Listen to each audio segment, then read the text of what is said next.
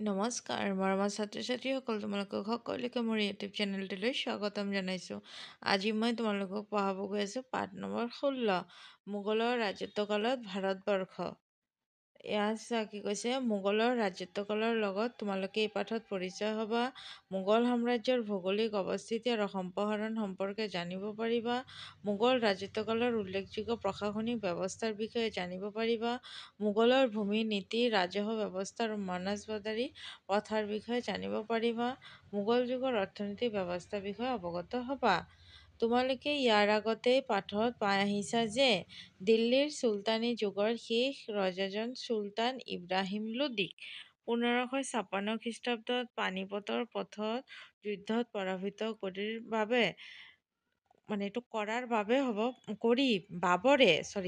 বাবৰে দিল্লীৰ সিংহাসনত মোগলসকলক প্ৰতিষ্ঠা কৰিছিল। তো ইয়াত প্ৰশ্ন হ'ব যে দিল্লীৰ চুলতানী যুগৰ শেষ ৰজাজনৰ নাম কি আছিল?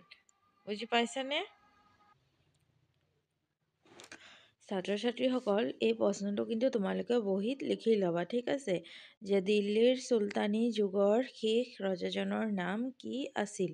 উত্তৰটো কি হ'ব? ইব্ৰাহিম লোদী। আৰু তেখেতে কি কৈছে চোৱা, 1526 খ্ৰীষ্টাব্দত পানিপতৰ প্ৰথম যুদ্ধত পৰাভূত কৰি বাবৰে দিল্লীৰ সিংহাসনত মোগলসকলক প্ৰতিষ্ঠা কৰিছিল। কোনে পৰাভূত কৰিছিল ইব্ৰাহিম লোদীক? বাবৰে। আৰু তাৰ পিছতে কি হ'ল? বাবৰে দিল্লীৰ সিংহাসনত বহিলে। এই পাঠত তোমালোকে মোগলসকলৰ সাম্ৰাজ্যৰ ভৌগোলিক অৱয়ব আৰু প্ৰশাসন ব্যৱস্থাৰ থুলমূল আভাস লাভ কৰিবা। তাৰপিছত কি কৈছে চোৱা, এইখিনিতে তোমালোকে এটা কথা জানি থোৱা যে আমি যিখন বিশাল ভাৰত ৰাষ্ট্ৰৰ নাগৰিক হিচাপে গৰ্ববোধ কৰোঁ, এইখন ভাৰতবৰ্ষৰ বুকুত অজস্ৰ সৰু বৰ ৰাজ্যৰ উত্থান পতন হৈছিল। আগতে বহুত ৰজাৰ বসবাস আছিল না আমাৰ ভাৰতবৰ্ষত। সেই ৰজাসকলে এজনক পৰাজিত কৰি আনজনে নিজৰ সাম্ৰাজ্য প্ৰতিষ্ঠা কৰিছিল। সেইকাৰণে সেই ৰজাজন পৰাভূত হোৱাৰ লগে লগে তেখেতৰ ৰাজ্যটোকো সম্পূৰ্ণৰূপে ভেনিছ কৰি দিছিল, পতন কৰি দিছিল। তো বেলেগে আকৌ ৰজা হৈছিল, তেওঁ আকৌ নিজৰ নিচিনা নিজৰ সাম্ৰাজ্যটো বনাইছিল, তেনেকুৱা। তাৰপিছত কি কৈছে চোৱা, কিন্তু আমি প্ৰাক-ঐতিহাসিক যুগৰ পৰা আৰম্ভ কৰি মোগলসকলৰ দিনলৈ ৰাজত্ব কৰা ৰজাসকলৰ বহুকেইজনেই এখন একত্ৰিত ভাৰতবৰ্ষ কল্পনা কৰিছিল। কিন্তু আমি একত্ৰিত ভাৰতবৰ্ষৰ এখন স্পষ্ট ছবি কেৱল মাত্ৰ মহামতি অশোক আৰু আকবৰৰ ৰাজত্ব কালতহে পাইছোঁহক। আকবৰ আছিল মোগলসকলৰ তৃতীয় আৰু শ্ৰেষ্ঠ ৰজা। এইটো কিন্তু প্ৰশ্ন হ'ব। আকবৰ আছিল মোগলসকলৰ তৃতীয় আৰু শ্ৰেষ্ঠ ৰজা।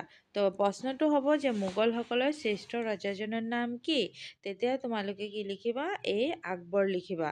বা যদি সোধে যে মোগলসকলৰ তৃতীয় আৰু শ্ৰেষ্ঠ ৰজা কি? তেতিয়া হ'ব আকবৰ।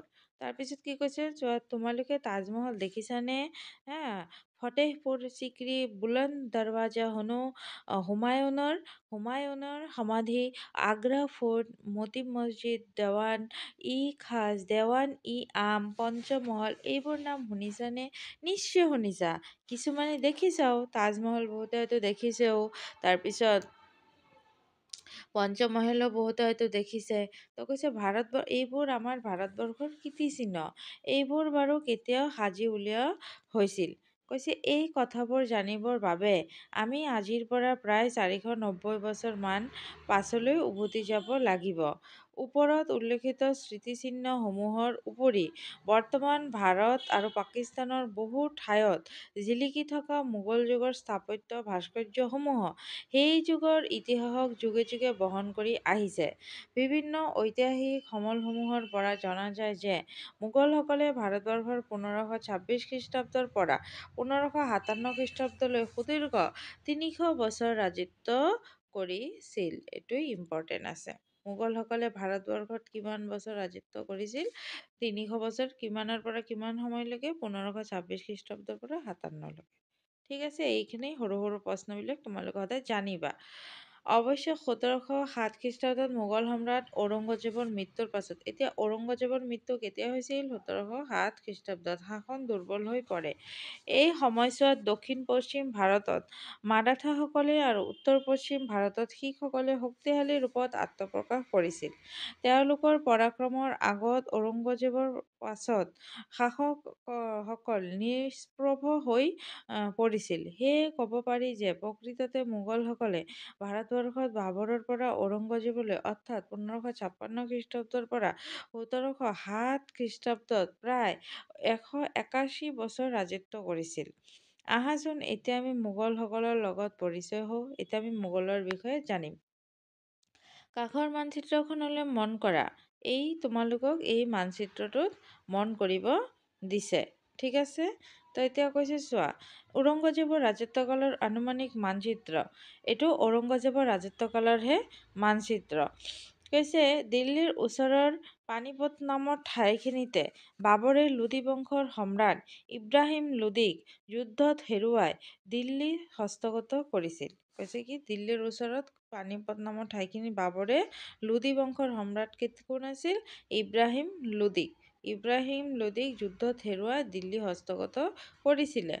কৈছে এইখনেই ইতিহাস প্ৰসিদ্ধ পানিপতৰ প্ৰথম যুদ্ধ ১৫২৬ খ্ৰীষ্টাব্দত হৈছিল। তো পৰীক্ষাত প্ৰশ্ন হ'ব পাৰে যে পানিপথৰ প্ৰথম যুদ্ধ কেতিয়া হৈছিল?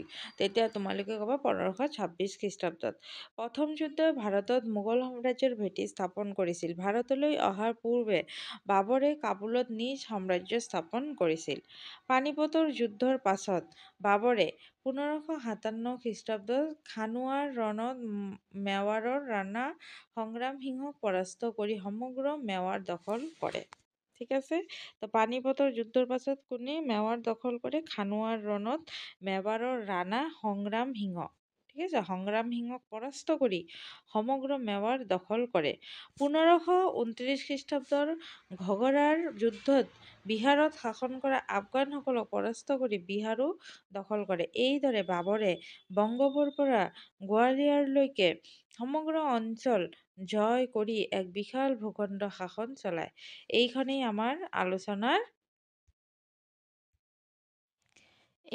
আমাৰ আলোচনাৰ মোগল যুগৰ সাম্ৰাজ্যৰ আৰম্ভণি। বাবৰে স্বইচ্ছা ভাৰত আক্ৰমণ কৰিবলৈ অহা নাছিল। কাবুলত বাবৰৰ শাসন সুদৃঢ়ভাৱে প্ৰতিষ্ঠা হোৱা দেখি ভাৰতৰ কিছুমান ৰাজনৈতিক শক্তিয়ে ভাৰত আক্ৰমণ উচটনি দিছিল। তেওঁলোকে ভাবিছিল যে তাইমুৰ আৰু চেঙ্গিজ খানৰ দৰে বাবৰেও দিল্লী আক্ৰমণ কৰি ধন সোণ লুটি নিজ দেশলৈ উভতি যাব আৰু তেতিয়াই তেওঁলোকে নিজৰ দিল্লীৰ সিংহাসনত বহিব পাৰিব। বাবৰে স্থাপন কৰা এই ৰাজ্যখনকে পৰৱৰ্তী সম্ৰাট আকবৰ, জাহাংগীৰ, শ্বাহজাহান আৰু ঔৰংগজেবৰ পৰ্যায়ক্ৰমে এখন এখনকৈ নতুন ৰাজ্যৰ সংযোজনেৰে এখন বিশাল সাম্ৰাজ্য পৰিণত কৰে। ঔৰংগজেবৰ সময়ত মোগল সাম্ৰাজ্যৰ বিস্তৃতি পূবে বংগৰ পৰা পশ্চিমে গুজৰাটলৈ আৰু উত্তৰে কাবুলৰ পৰা দক্ষিণে কৰ্ণাটকলৈ আছিল। মোগল সাম্ৰাজ্যৰ বিস্তাৰ। অখণ্ড ভাৰত নিৰ্মাণৰ উদ্দেশ্যে মোগল বাদশ্বাহ আকবৰে সাম্ৰাজ্য বিস্তাৰ নীতি হাতত লৈছিল। তেওঁ গুজৰাট, বংগদেশ, বৰ্তমান বাংলাদেশ, দাক্ষিণাত্য, আহমদনগৰ, বিজাপুৰ, গোলকোণ্ডা আদি অঞ্চলসমূহলৈ অভিযান পঠিয়াই নিজৰ দখললৈ আনিছিল। সম্ৰাট ঔৰংগজেবে দাক্ষিণাত্যৰ বহু বছৰ নিজৰ সাম্ৰাজ্যৰ অধীন কৰাত সফল হৈছিল। ৰাজপুতসকলৰ লগত সম্পৰ্ক স্থাপন কৰিবলৈ যাওঁতেও মোগলসকলে যুদ্ধৰ উপৰি বৈবাহিক সূত্ৰে মিত্ৰতা নীতি গ্ৰহণ কৰা দেখা গৈছিল।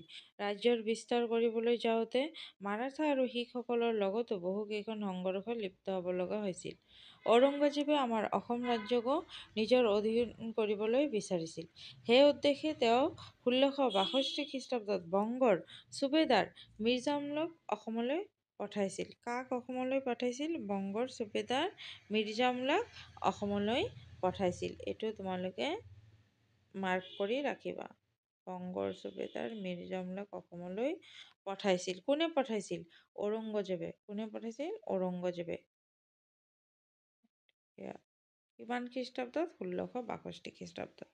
কৈছে সেই সময়ত আহোম ৰজা সেই সময়ত আহোমৰ ৰজা কোন আছিল? জয়ধ্বজ সিংহ যুদ্ধত পৰাজিত হোৱা দুয়োৰে মাজত ঘিলাধাৰী ঘাটৰ সন্ধি 1663 খ্ৰীষ্টাব্দ স্বাক্ষৰিত হয়। ঘিলাধাৰী ঘাটৰ সন্ধি কাৰ কাৰ মাজত স্বাক্ষৰিত হয়? এইটো এটা প্ৰশ্ন কিন্তু।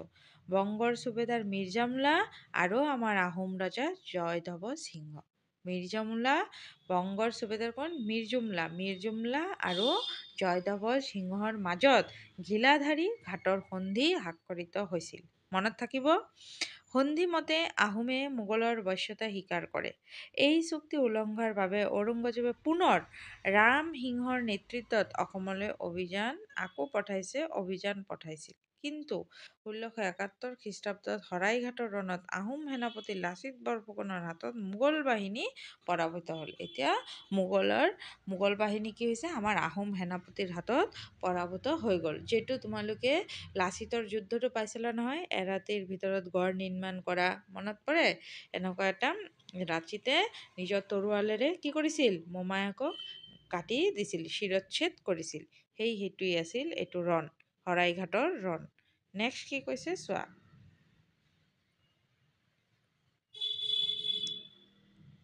এতিয়া আমি মোগল প্ৰশাসন ব্যৱস্থা সম্পৰ্কে পঢ়িম। কৈছে মোগল যুগৰ লিখিত গ্ৰন্থসমূহৰ পৰা মোগল প্ৰশাসন ব্যৱস্থাৰ বিষয়ে সুন্দৰকৈ জানিব পৰা যায়। বৰ্তমান ভাৰতৰ প্ৰশাসনিক ব্যৱস্থাত প্ৰাচীন ভাৰতীয় ৰজাসকল আৰু ইংৰাজসকলৰ লগতে মোগল আৰু শ্বেৰশ্বাহৰ প্ৰশাসনীয় সংস্কাৰসমূহৰ প্ৰভাৱো দেখা যায়। এখন বৃহৎ সাম্ৰাজ্য সুচাৰুৰূপে পৰিচালনা কৰিবলৈ এক সুপৰিকল্পিত প্ৰশাসন যন্ত্ৰ নিতান্তই আৱশ্যক। আহাচোন এতিয়া আমি মোগল শাসন ব্যৱস্থাৰ বিষয়ে থোৰতে কিছু কথা জানি লওঁ। এতিয়া আমি শ্বেৰশ্বাহৰ বিষয়ে জানিম। 1472 খ্ৰীষ্টাব্দত পাঞ্জাৱত শ্বেৰশ্বাহৰ জন্ম হৈছিল। তেওঁ দিল্লীৰ সুৰবংশ প্ৰতিষ্ঠা কৰে। অদম্য সাহস আৰু বিচক্ষণতাৰ গুণত এজন সাধাৰণ আফগান জাগিৰদাৰৰ পুত্ৰ শ্বেৰশ্বাহে পাইছিল দিল্লীৰ শাসনকৰ্তা হৈ ভাৰতৰ ইতিহাসত নিজৰ নাম উজ্জ্বল কৰি থৈ গৈছে। 1539 খ্ৰীষ্টাব্দত চৌছাৰ যুদ্ধত দ্বিতীয় মোগল সম্ৰাট হুমায়ুনক পৰাস্ত কৰি আগ্ৰা আৰু দিল্লী দখল কৰি তেওঁ দিল্লীৰ চুলতান হয়।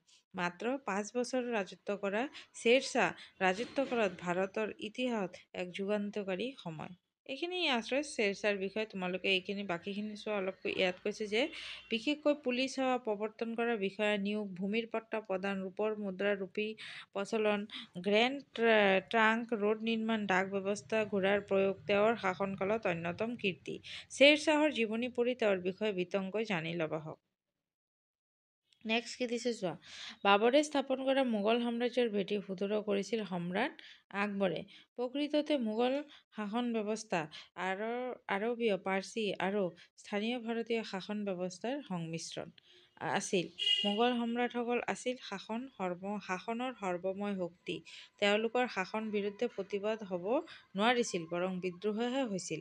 সম্ৰাট পৰামৰ্শ দিবলৈ এখন সভা আছিল। কেন্দ্ৰীয় শাসন, প্ৰাদেশিক শাসন, সামৰিক শাসন, বিচাৰ ব্যৱস্থা, কৰ কাটাল ব্যৱস্থা, মনজবদাৰী প্ৰথা আদি সুশৃংখল ব্যৱস্থাৰ যোগেদি মোগল সম্ৰাটসকলে সুবিশাল সাম্ৰাজ্যখন নিয়াৰিকৈ শাসন কৰিছিল। কেন্দ্ৰীয় শাসনত ৰজাৰ পাছতে এখন মন্ত্ৰীসভা আছিল। কি আছিল? এখন মন্ত্ৰীসভা আছিল। আজিকালিৰ মন্ত্ৰীৰ নিচিনা সেই কালৰ মন্ত্ৰীসকলৰ ক্ষমতা নাছিল। বৰং তেওঁলোকে মন্ত্ৰী নুবুলি সচিব বুলিহে যোগত হ'ব। ঠিক আছে? মানে কোনো ধৰণৰ তেনেকুৱা পাৱাৰেই নাছিল। মন্ত্ৰীসকলৰ ভিতৰত ৱকিল বা ৱাজিৰ, দিৱান, মীৰবকত, মীৰ চামান, সদৰ উচ্চ চুদুৰ আছিল প্ৰধান।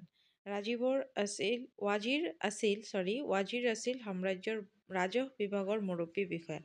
আনহাতে কেন্দ্ৰীয় আয় ব্যয়ৰ হিচাপ ৰখাৰ দায়িত্ব দিৱানৰ ওপৰত ন্যস্ত আছিল। এতিয়া সেই সময়ত কেন্দ্ৰীয় আয় ব্যয়ৰ হিচাপ কাৰ ওপৰত ন্যস্ত আছিল? দিৱানৰ ওপৰত ন্যস্ত আছিল।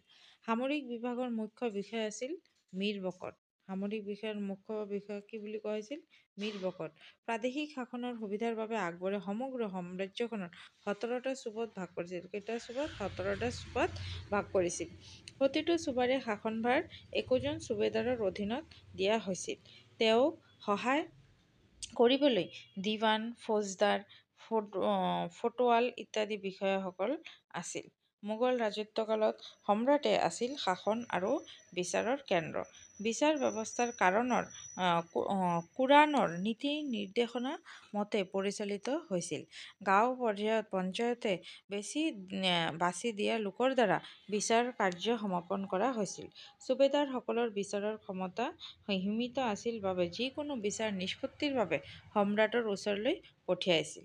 এতিয়া নেক্সট ইয়াত দিছে ভূমি নীতি। ইয়াত কি দিছে? ভূমি নীতি। কি কৈছে চোৱা, প্ৰথম অৱস্থাত মোগলসকলে ভূমি নীতিৰ ক্ষেত্ৰত পূৰ্ব চুলতানী আমল নীতিকে বহাল ৰাখিছিল। মাটিৰ গৰাকী আছিল ৰজা নিজে। মানে এতিয়া যেনেকুৱা তোমালোকৰ দেউতাই তোমালোকৰ মাটিৰ মালিক হয় নে নাই, কিন্তু সেই সময়ত কি আছিল? মাটিৰ গৰাকী বা মালিক আছিল কোন?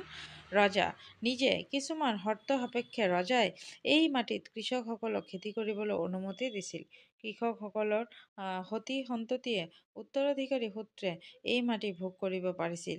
এই মাটি প্ৰয়োজন সাপেক্ষে অন্য কৃষককো বিক্ৰী কৰিব পাৰিছিল। অৱশ্যে এই মাটি কৃষিকৰ্মৰ বাবেহে ব্যৱহাৰ কৰা হৈছিল।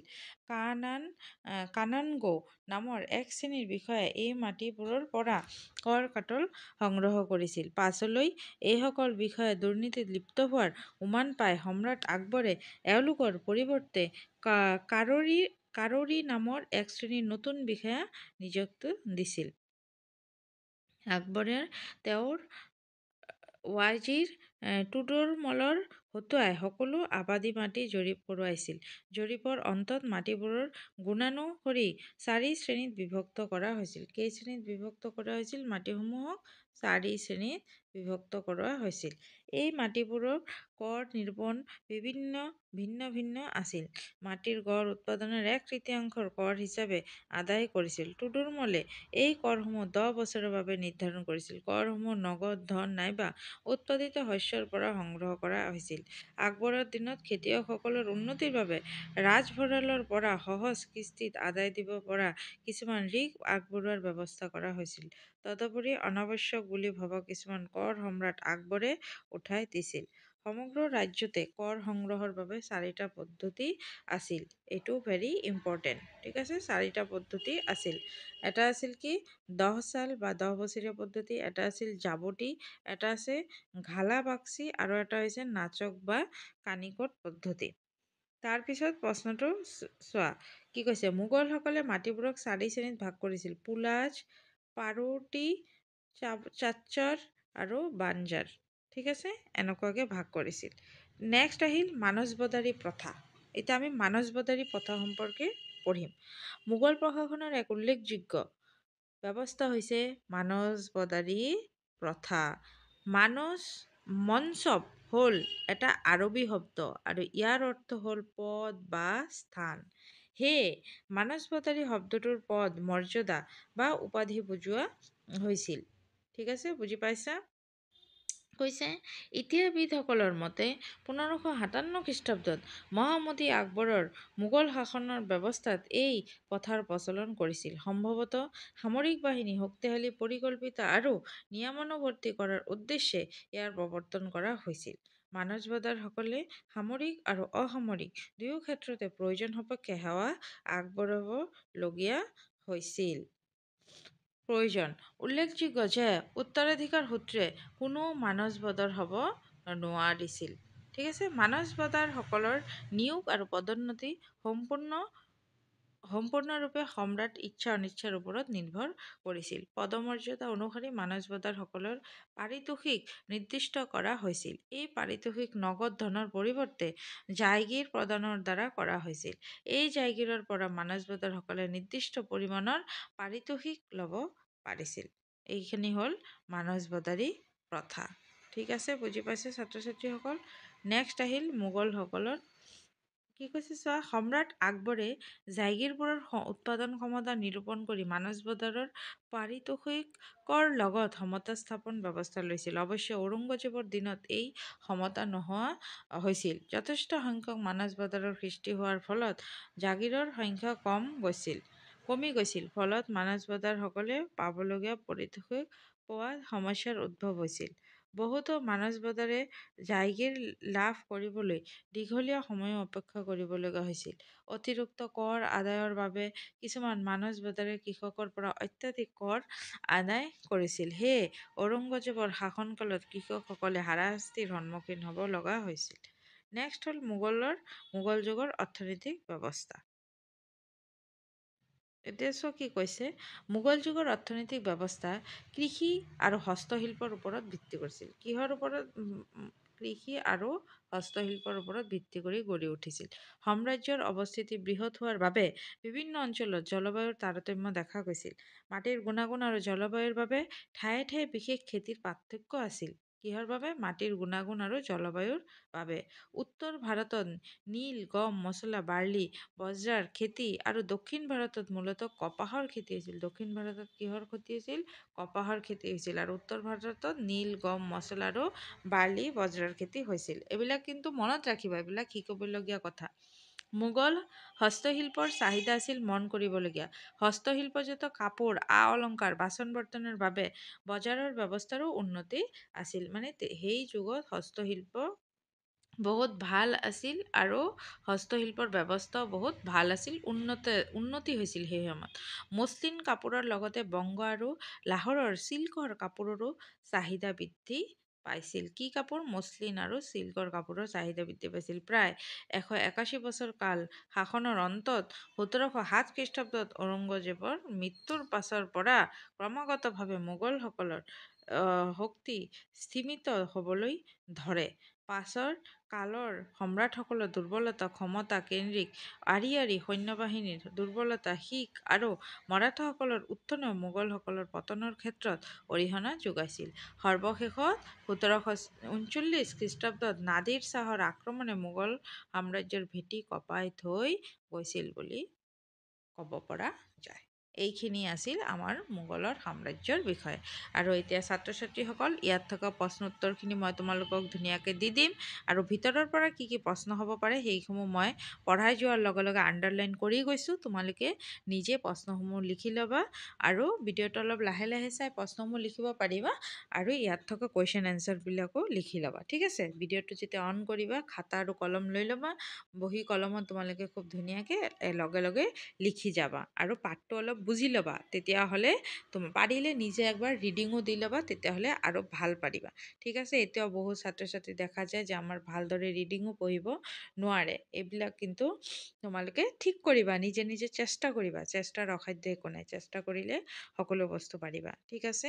আৰু ভিডিঅ'টো চোৱাৰ বাবে অসংখ্য ধন্যবাদ থাকিল। তোমালোকে যদি ভিডিঅ'সমূহ চাই ভাল পোৱা তেতিয়াহ'লে লাইক, শ্বেয়াৰ, কমেণ্ট, ছাবস্ক্ৰাইব কৰি দিবা। বহুতো ছাত্ৰ ছাত্ৰীয়ে মই দেখোঁ যে ভিডিঅ'সমূহ চাই কিন্তু এটা লাইক নকৰে। এটা লাইক কৰিবা, অন্ততঃ তোমালোকৰ বাবে পঢ়াই আছোঁ ন। তো ভিডিঅ'টো চোৱাৰ বাবে থেংক ইউ। চবেই ভালে থাকিবা।